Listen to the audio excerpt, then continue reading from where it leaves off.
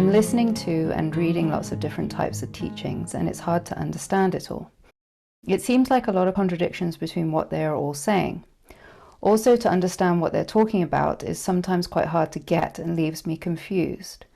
How would you recommend engaging in satsang that I can get the most out of it and am not left feeling quite as confused?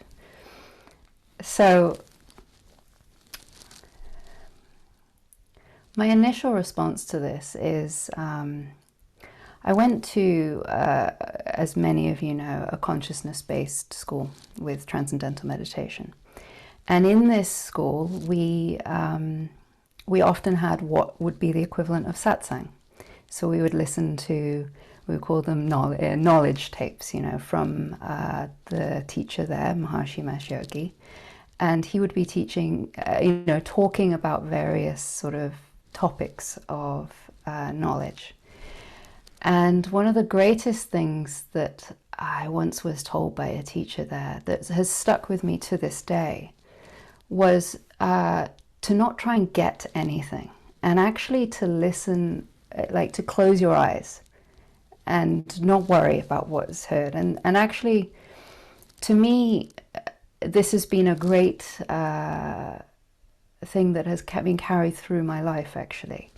And what I've further come to understand what they were trying to point to there was that it's not about listening with your head, it's about listening with your heart. It's about not trying to get anything, but actually to be with what is being pointed to. It's very easy to try and understand what you're hearing, what you're being told, what you're being taught, what you're reading, and actually awakening has nothing to do with more knowledge. It's nothing to do with gaining anything. It's actually pointing to your nature and that remembrance sort of coming about, the noticing of your nature, the noticing of the self.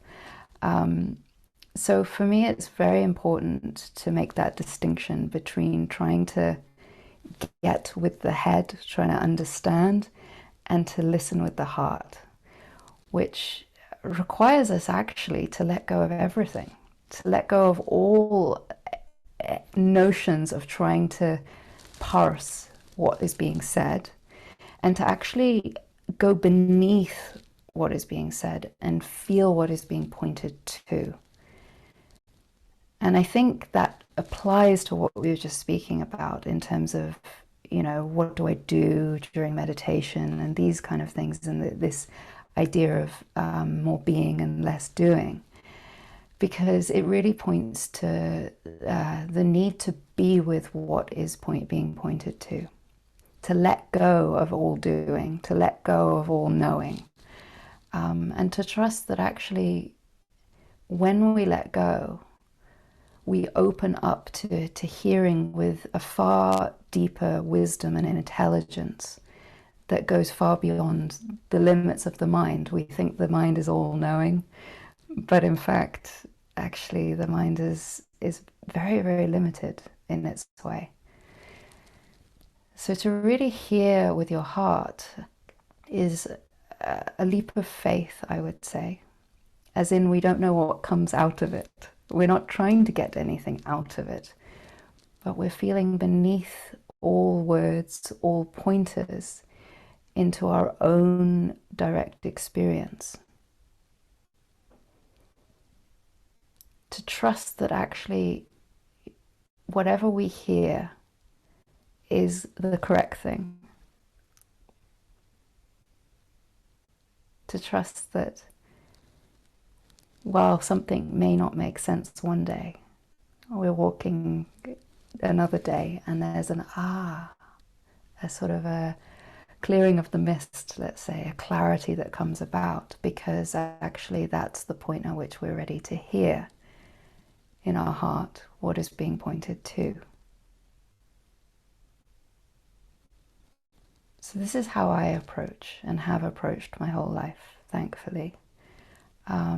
Any teachers, teachings, readings, satsang, any of these kind of things, to hear it through the heart, to not try and understand it at all, but to actually feel it, feel what is being pointed to. I remember even being told to close your eyes. You know, I was in a classroom when I was, 14, 15, in a classroom. Close your eyes. When have you ever been told to spend a whole lesson with your eyes closed, relaxed? So this way, I feel, is very helpful when engaging in this manner of life. Let's say it doesn't work for everything, for sure. But in this manner, in satsang, to close our eyes, to relax, to trust that whatever needs to be heard will be heard in the right time. And again, it points back to that effort, the non-effort filled. It points back to the letting go and the allowing, the surrendering of what we think we need to achieve even. To trust that even if we're, say, for this example, in meditation and it's, we're feeling a little lost and feeling like, what do I do? And these kind of things, that actually the remembrance of this conversation or another conversation will come and go, let me just let go of all of this trying. Let me come back to this sense of being, this sense of curiosity with what is in my present moment awareness. To not hold on to anything.